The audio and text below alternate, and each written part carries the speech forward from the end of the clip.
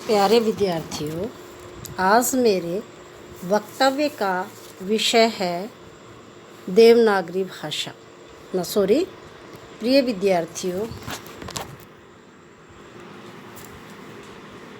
विद्यार्थियों, आज मेरे वक्तव्य का विषय है भाषा।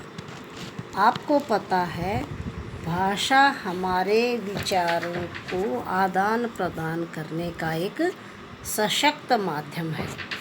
अब सबसे पहले हम जब भाषा के विषय में जानकारी प्राप्त करेंगे तो हमें ये जानना है कि भाषा किसे कहते हैं, भाषा क्या होती है, भाषा की क्या उपयोगिता है, या भाषा हमारे लिए क्यों अनिवार्य है।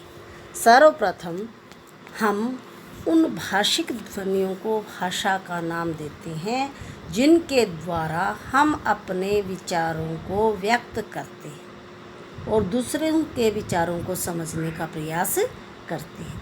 कहने का भाव क्या है? भाषा वह माध्यम है जिसके द्वारा हम अपने विचार प्रकट कर सकते हैं और दूसरे के विचारों को हम समझ सकते हैं। उसे हम क्या कहते हैं? भाषा। अब हमें ये जानना है कि भाषा के कौन कौन से रूप हैं। भाषा के दो रूप हैं, लिखित और मौखिक। मौखिक रूप भाषा का सर्वप्रथम आता है, सबसे पहले आता है। जो शब्दों के माध्यम से बोल करके हम विचार प्रकट करते हैं उसको मौखिक भाषा का नाम दिया जाता है, उसको मौखिक भाषा की संज्ञा दी जाती है। जैसे अब आपको जो मैं पढ़ा रही हूँ वह भाषा का मौखिक रूप है। मैं आपको बोल बोल करके अपने विचारों को आप तक पहुँचा रही हूँ। इसी प्रकार से जब व्यक्ति दूर स्थान पर बैठे लोगों को लिख करके अपने विचारों से अवगत कराता है या अपने विचारों को बताने का प्रयास करता है, उसको लिखित भाषा की संज्ञा दी जाती है। उदाहरण के रूप में, अब पत्र लेखन का समय समाप्त हो गया है। जो आप मेल प्रयोग करते हो, व्हाट्सएप प्रयोग करते हो, जिसमें जो आप संदेश टाइप करके दूसरे को फॉरवर्ड करते हो, दूसरे को भेजते हो, वह भाषा का लिखित रूप है। जितने भी पत्र पत्रिकाएं आप पढ़ते हो, पुस्तकें पढ़ते हो, अखबार पढ़ते हो, कम्पिटिटिव एग्ज़ाम्स की जितनी भी पुस्तकें पढ़ते हो, उन सभी पुस्तकों का जो लिखित रूप है वही भाषा का लिखित रूप कहा जाता है। अब विचार उठता है कि संसार में कौन कौन सी भाषाएं हैं। संसार में लगभग 3000 के करीब भाषाएं हैं, उनकी उपभाषाएं हैं। कहने का तात्पर्य क्या है कि संसार में अनगिनत भाषाएं हैं जिनको कि भिन्न भिन्न देशों के लोग, भिन्न भिन्न संप्रदाय के लोग अपने विचारों को व्यक्त करने के लिए प्रयोग करते हैं। अब हमने हमारे देश की भाषाओं के बारे में जानकारी प्राप्त करने की, किन किन भाषाओं को संविधान ने मान्यता दी है, किन किन भाषाओं के माध्यम से जो है लोग अपने विचारों को मौखिक रूप से या लिखित रूप से प्रकट करते हैं, बताते हैं। और यहाँ पर भाषा के साथ एक शब्द जुड़ा होता है, लिपि। लिपि किसे कहते हैं? भाषा के लिखित रूप को लिपि कहते हैं। यानी कहने का भाव क्या है कि जो भी भाषा लिखी जाती है उसका कोई न कोई रूप अवश्य होता है और उसी को जो है लिपि की संज्ञा दी जाती है। और प्रत्येक लिपि की भी अपनी अलग अलग विशेषताएं होती हैं।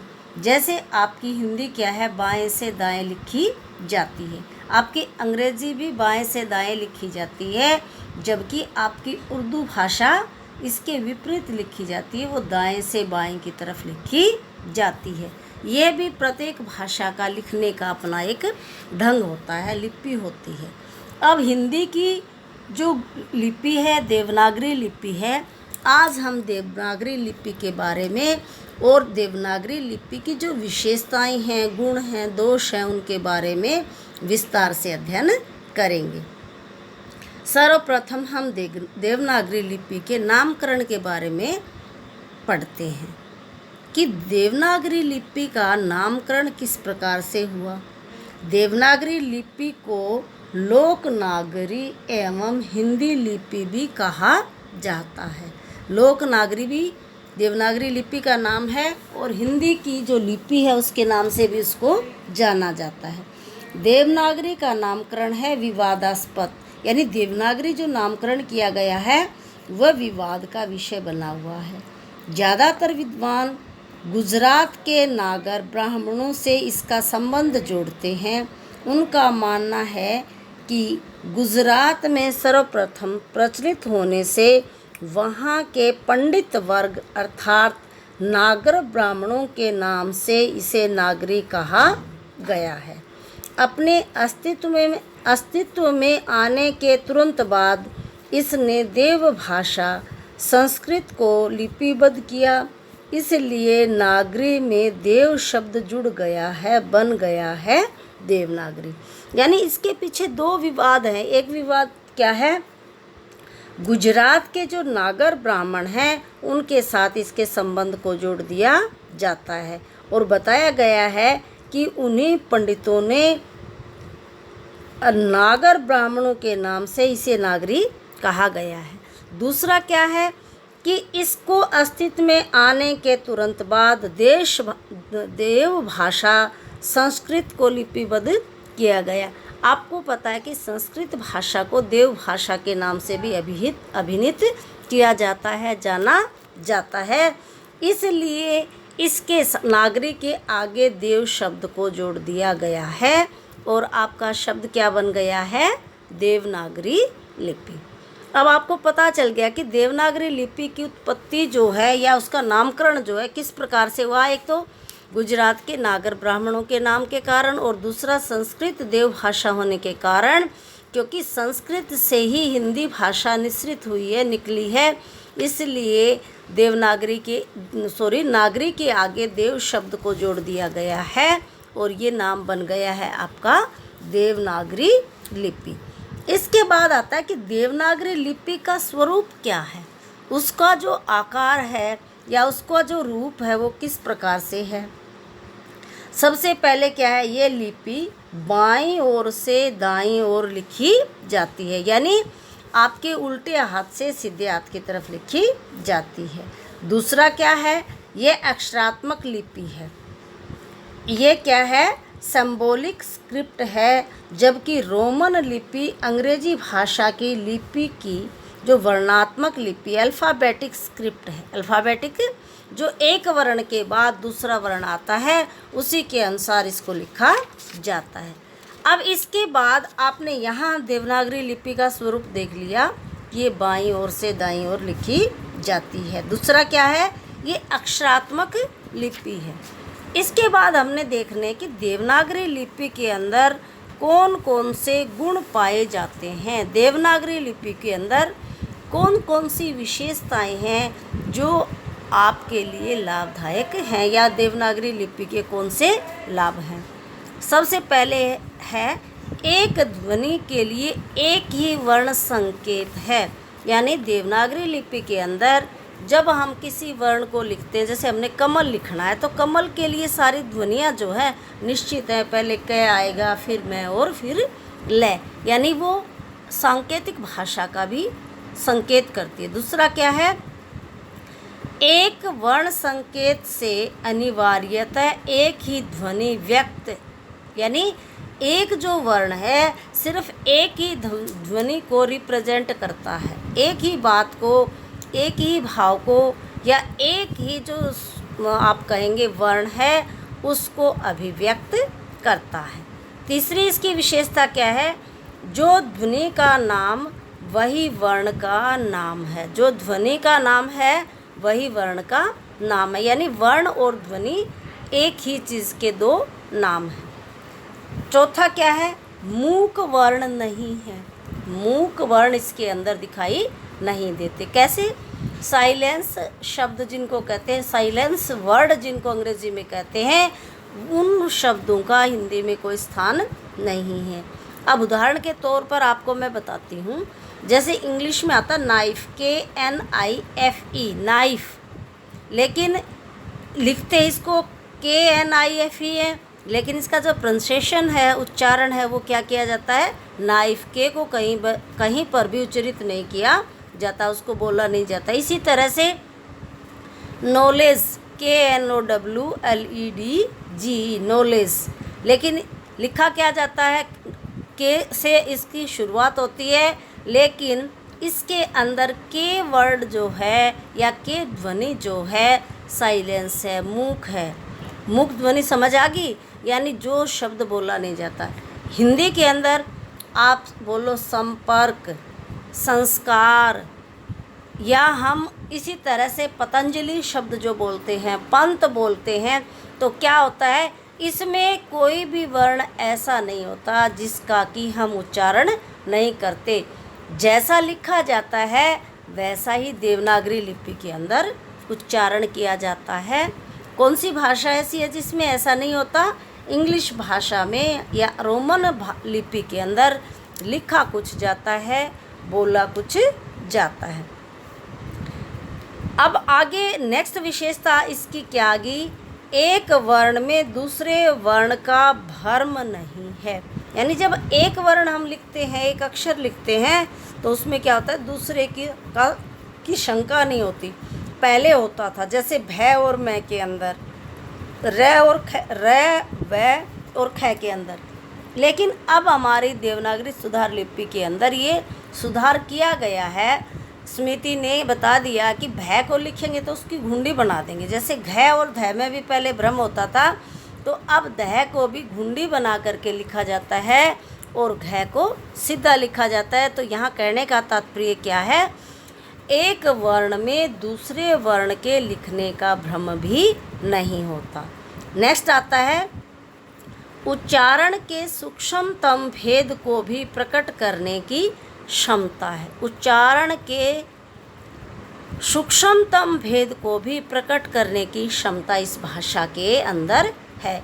यानी छोटा सा वर्ण, चाहे आपका आधा है, पूरा है, इसको जैसा बोला जाता है वैसी ही लिखने की क्षमता इस देवनागरी लिपि के अंदर वर्णित है। इसके बाद क्या है, वर्णमाला ध्वनि वैज्ञानिक पद्धति के बिल्कुल अनुरूप है। यानी जो हिंदी की वर्णमाला है वो वैज्ञानिक पद्धति के अनुकूल है, उसी के अनुसार इसकी रचना की गई है। नेक्स्ट आता है 9वां, प्रयोग बहुत व्यापक, संस्कृत, हिंदी, मराठी, नेपाली की एकमात्र लिपि। यानी देवनागरी लिपि जो है सिर्फ हिंदी भाषा की लिपि नहीं है, ये अन्य भाषाओं की भी लिपि है। जैसे संस्कृत भी देवनागरी लिपि में लिखी जाती है, हिंदी भी, मराठी भी, नेपाली भी। यानी इन 4 भाषाओं की एकमात्र एक ही लिपि है आपकी, कौन सी? देवनागरी लिपि। तो प्यारे विद्यार्थियों, यहाँ मैं आपको संकेत देना चाहूँगी या संकेत देने का प्रयास कर रही हूँ। आपसे ऑब्जेक्टिव टाइप प्रश्न ऐसे भी पूछ सकते हैं कि देवनागरी लिपि में कौन कौन सी भाषाएं लिखी जाती हैं। तो आपने इन 4 भाषाओं का नाम याद कर लेना। हिंदी, संस्कृत तो आपको पता है, मराठी और नेपाली। इस प्रश्न को आपसे इस ढंग से भी पूछ सकते हैं कि संस्कृत कौन सी लिपि में लिखी जाती है, तो आपका आंसर होगा देवनागरी लिपि। आपसे ये भी पूछ सकते हैं कि नेपाली भाषा कौन सी लिपि में लिखी जाती है, या नेपाली भाषा की लिपि कौन सी है। यहाँ कंफ्यूज मत होना, नेपाल दूसरा देश अवश्य है, लेकिन नेपाली भाषा की लिपि भी क्या है? देवनागरी लिपि। यहाँ आपके कंसेप्ट को मैं बिल्कुल क्लियर करना चाहती हूँ, यहाँ आपको बताना चाहती हूँ, क्योंकि किसी समय में नेपाल भी भारत का एक हिस्सा था, अलग देश नहीं था। कुछ राजनीतिक तत्वों के कारण या विद्रोह के कारण आज जो है नेपाल भारत का हिस्सा नहीं है, बल्कि ये किसका है? एक अलग स्वतंत्र राष्ट्र का रूप इसने ले लिया है। और आपको विदित होगा कि नेपाल जाने के लिए हमें वीज़ा भी नहीं बनवाना पड़ता, पासपोर्ट की भी ज़रूरत नहीं होती। वो क्यों? क्योंकि भारत ये और नेपाली की जो सीमाएं हैं बिल्कुल साथ साथ लगती हुई हैं। और इस बात का प्रमाण आपको यहाँ से मिल जाता है कि नेपाली भाषा भी देवनागरी लिपि भाषा के अंदर लिखी जाती है। 10वां पॉइंट आपका आता है भारत की अनेक लिपियों के निकट है, यानी भारत की जितनी भी लिपियां हैं और भाषाओं की जितनी लिपियां हैं उनमें लिखी जाती है, उनसे ज़्यादा नज़दीक जो है हमारी देवनागरी लिपि है। क्योंकि देवनागरी लिपि जो है हमारी देव भाषा संस्कृत से निश्रित हुई है, निकली है।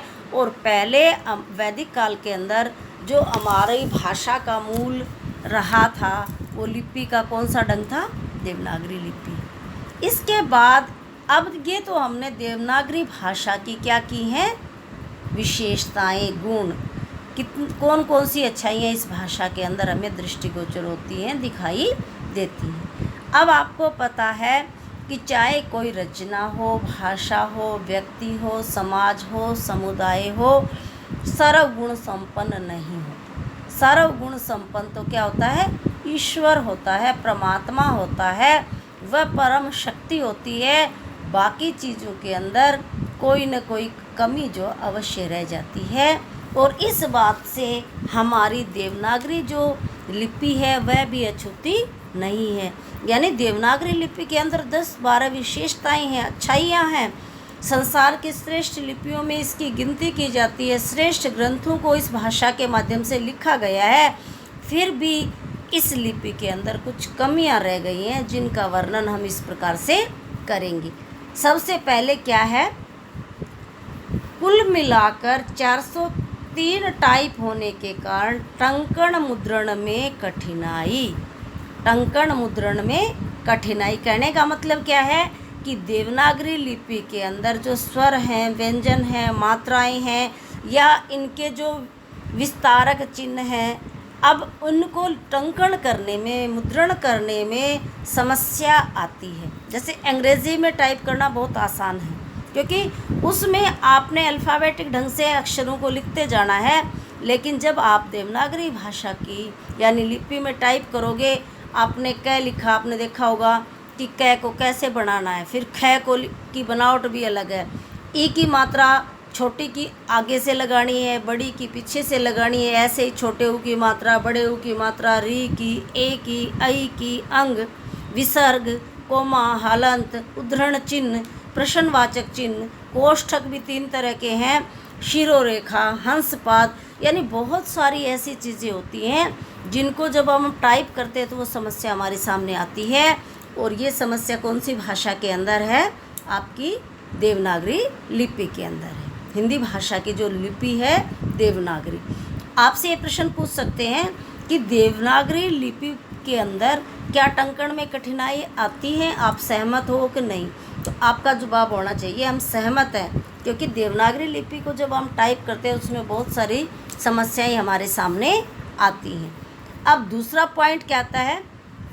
शिरोरेखा का प्रयोग अनावश्यक अलंकरण के लिए किया जाता है। शिरोरेखा पता है बच्चों आपको क्या होती है?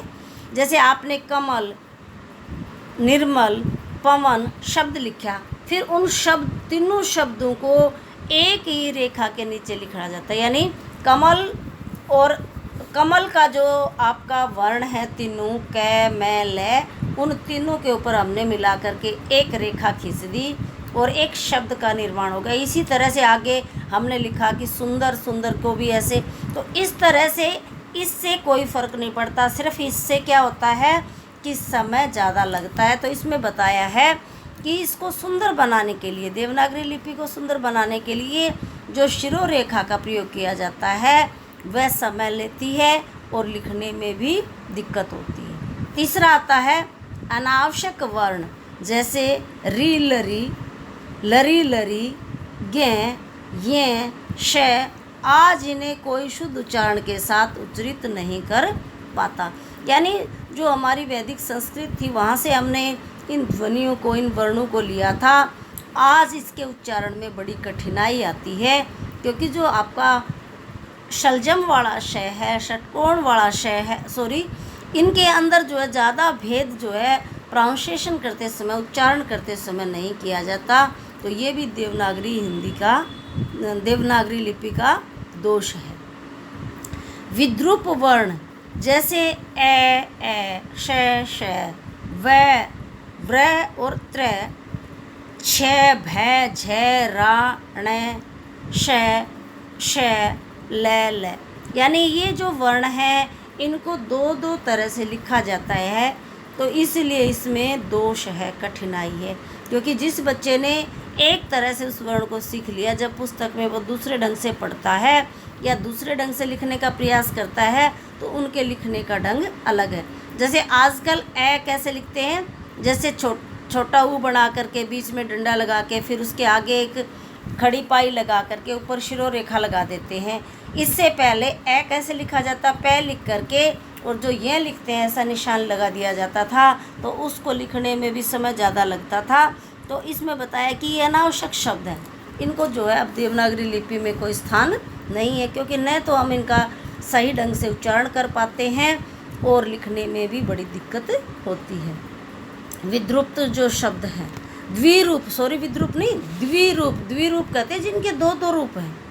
जैसे आप लोगों का घर में नाम अलग है और यूनिवर्सिटी कॉलेज के अंदर या बाहर आपके डॉक्यूमेंट्स में अलग नाम है, तो ये समस्या कहाँ खड़ी होती है।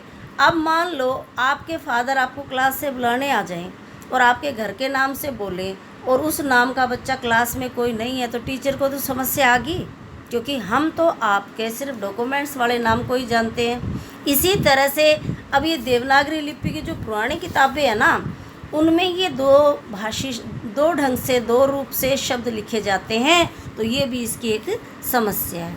इसके बाद क्या है, वर्णों के संयुक्त करने की कोई निश्चित व्यवस्था नहीं है। संयुक्त मतलब जोड़ने की कोई सही व्यवस्था भी इसके अंदर दिखाई नहीं देती।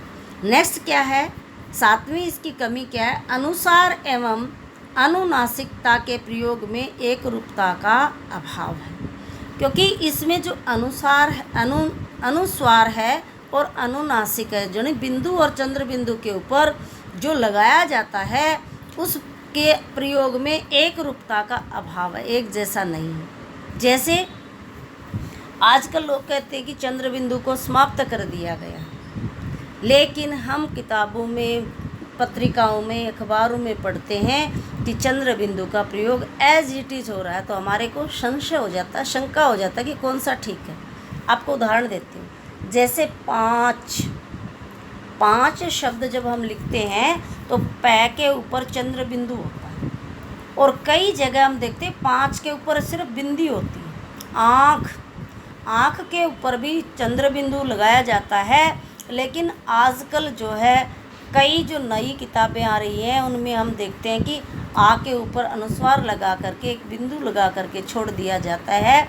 तो ये स्थिति भी हमारी देवनागरी भाषा के अंदर क्या करती है, हमारे को दोष दिखाई देती है, संशय में डाल देती है। इसके बाद नेक्स्ट आता है, त्वरापूर्ण लेखन नहीं, क्योंकि लेखन में हाथ बार बार उठाना पड़ता है। ये बात आपको मैंने पहले भी बताई थी।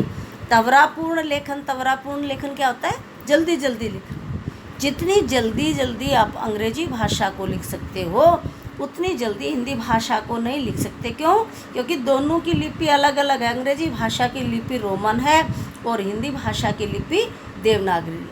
अब आपको मैं बताऊं, अंग्रेजी में किसी ने लिखा है खुशी, तो वो लगातार लिखता रहेगा, उसमें कोई दिक्कत नहीं है। आई की मात्रा आएगी, छोटे ऊ की आएगी, ई की आएगी, अंग आएगा, अनुस्वार आएगा, वो फ्लो में लिखता जाएगा, रूटीन में लगातार रफ्तार से लिखता जाएगा।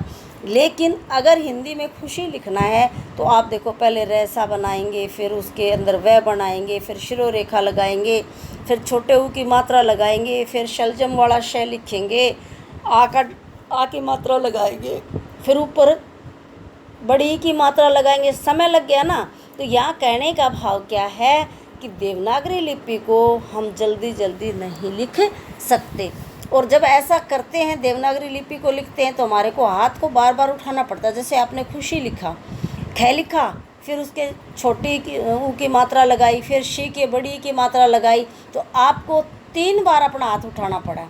एक बार छोटे ऊ की मात्रा लगाने के लिए, फिर बड़ी की मात्रा लगाने के लिए, फिर शिरो रेखा लगाने के लिए।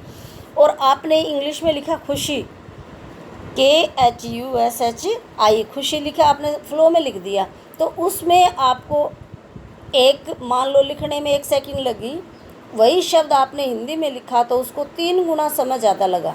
तो ये तो एक छोटे से खुशी शब्द का उदाहरण था।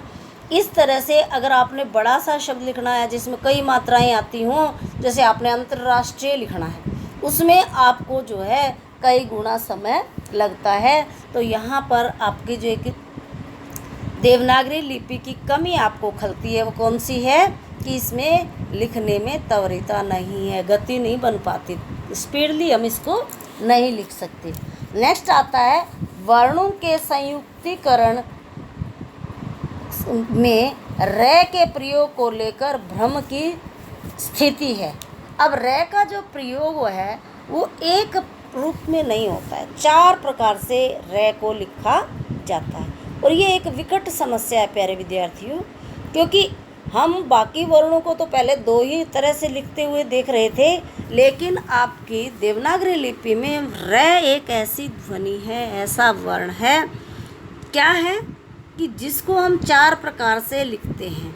अब हमें तो पता है, हमारी जो हरियाणा है, पंजाब है, यूपी है, बिहार है, राजस्थान है, वहाँ पर हिंदी का, यानी उत्तरी भारत के अंदर तो जो है हिंदी का प्रचार प्रसार फिर भी होता है, हम लोग अच्छे से पढ़ लेते हैं। ये समस्या दक्षिण भारत के लोगों को, और जो फॉरेनर होते हैं, विदेशी जो हिंदी भाषा को सीखना चाहते हैं, उनके सामने विकट समस्या, बड़ी भयानक समस्या है कि एक ही वर्ण को 4 तरह से कैसे लिखा जाए। तो मैं आपको उदाहरण बताती हूँ। जैसे आपने लिखा रस, इसमें आपने रे पूरा लिख दिया और से लिख दिया रस, ठीक है। उसके बाद आपने लिखा राष्ट्र, राष्ट्र रा लिख दिया, उसमें आपने षटकोण वाला आधा से लिखा, टे लिखा और टे के नीचे रे लगाया। ये आपने दूसरी तरह का रे का प्रयोग किया, ये राष्ट्र हो गया, ठीक है।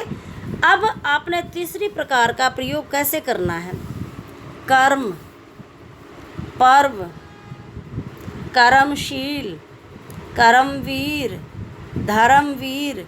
अब इसमें कैसे, आपने कर्म लिखा कै में और ऊपर रे लगाया, तो आपको इसमें लिखने में भी समय ज़्यादा लगा, और ये आपके तीसरे प्रकार का रे का प्रयोग हो गया। अब एक चौथी प्रकार का रे और बच गया है, वह कैसे, जैसे आपने लिखा प्रकाश, पै, उसके नीचे रे लगाया का और श, प्रकाश। प्रेम, पै के नीचे रे लगाया, एक ही मात्रा लगाई, फिर मैं प्रेम। इसी तरह से प्रवीण और प्राचीन, प्राचीन काल, यानी एक रे वर्ण ऐसा है जिसको 4 ढंग से लिखा जाता है। अब जो बच्चे हिंदी चाहे हमारे हरियाणा के हैं, कम पढ़ते हैं, मान लो आपका हिंदी की जगह इंग्लिश का ऑप्शन आ जाता है, कई जो आपके IAS के स्कूल, ICC के स्कूल हैं, CBSE के हैं, या DPS के स्कूल्स हैं, या कई और संस्थाएं हैं जो हिंदी को नाम मात्र भाषा के रूप में ही पढ़ाती हैं, सिर्फ एक फॉर्मेलिटी के तौर पे। तो जब वो बच्चे IAS या HCS करते हैं तो उनको रे का प्रयोग तो चारों तरह से करना पड़ेगा, पढ़ना भी पड़ेगा। तो इस प्रकार से जब हम आगे हिंदी का गहन अध्ययन करना चाहते हैं तो ये हमारे सामने समस्या आ जाती है, लिखने में भी दिक्कत आती है, वो हम अशुद्ध लिखते हैं। मान लो किसी फॉरेनर ने एक ही रे को सीखा है, या वो एक ही रे को मान लेता है कि इसमें यही वर्ण होता है, यही अल्फ़ाबेट होता है, तो उसका जो है हिंदी में जो लेखन है वो अशुद्ध होगा। और यहाँ पर जो ये रे को 4 प्रकार से हमारी भाषा के अंदर आज भी प्रयुक्त किया जाता है, लिपि में लिखा जाता है, ये भी आपकी देवनागरी लिपि की एक बहुत बड़ी कमी है। नेक्स्ट आता है एक ही मात्रा का लेखन वर्ण के पहले पर, उच्चारण वर्ण के बाद, यानी एक ही मात्रा लिखते तो पहले हैं, जैसे हमने लिखा किसी, मात्रा तो पहले लगा दी, लेकिन हम इसका उच्चारण किसके बाद कर रहे हैं, कै के बाद, पहले कै वर्ण का उच्चारण कर रहे हैं, फिर ई की मात्रा किसी। तो इस प्रकार से जो आपकी देवनागरी लिपि है उसमें लिखने के ढंग में बहुत सारी कमियां जो है यहाँ पर हमें दिखाई देती हैं, यानी उसके अंदर गुण भी हैं और दोष भी हैं। आज प्यारे विद्यार्थियों, हमने भाषा क्या है, भाषा के कौन कौन से रूप हैं, हिंदी भाषा की जो लिपि है वो कौन सी है, देवनागरी लिपि नाम कैसे पड़ा, देवनागरी लिपि के अंदर कौन कौन से गुण हैं, कौन कौन से अवगुण हैं, इनका अध्ययन किया। और आज मैं जो है अपने वक्तव्य को यही विराम देती हूँ। और जो वैश्विक महामारी है उसके बारे में आपको सचेत करने के लिए दो शब्द कहना चाहती हूँ कि आज जो वैश्विक महामारी है, जो कोरोना वायरस है, कोविड-19 है, देश के अंदर बुरी तरह से फैल गया। घटने के बजाय निरंतर जो है कई गुना ज़्यादा केस हमारे सामने आ रहे हैं और शायद ही भारत का कोई ऐसा प्रांत हो जिसमें ये बीमारी ना हो। तो आप एक बुद्धिजीवी हो, पढ़े लिखे हो, इसलिए आप सरकार जो हिदायतें देती है उनका सही ढंग से अनुपालन करो। आपके आड़ोस पड़ोस में अगर कोरोना पॉजिटिव कोई केस आता है, आप तुरंत